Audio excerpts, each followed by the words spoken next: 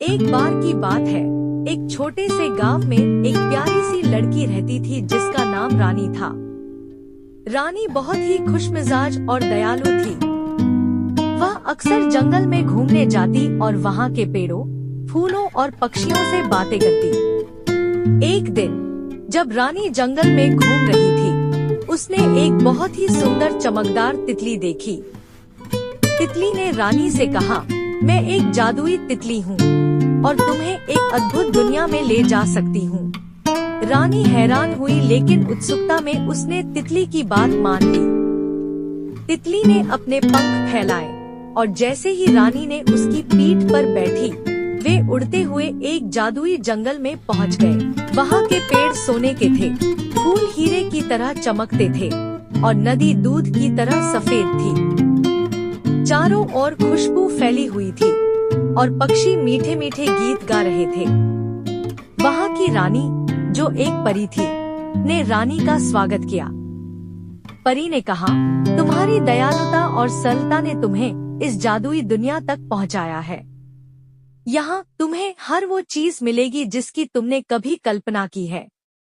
रानी ने कुछ दिन उस अद्भुत दुनिया में बिताए, लेकिन एक दिन उसे अपने गांव और अपने परिवार की याद आने लगी। उसने परी से कहा कि वह वापस जाना चाहती है। परी ने मुस्कुराते हुए कहा, तुम्हारा दिल इतना प्यारा है कि तुम इस जादू को सच्ची खुशी में बदल सकती हो। जाओ और अपने गांव में इसी प्रेम और खुशी को फैलाओ। परी ने रानी को एक जादुई फूल दिया और कहा, जब भी तुम्हें मेरी जरूरत होगी, बस इस फूल को हाथ में पकड़कर याद करना, मैं आ जाऊंगी।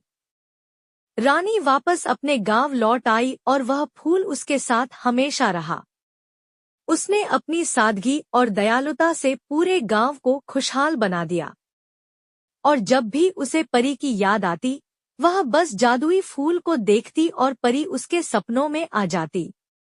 इस तरह रानी ने न केवल अपनी दुनिया को सुंदर बनाया, बल्कि यह कहानी रानी की दयालुता और सरलता के जादू को खूबसूरती से दर्शाती है।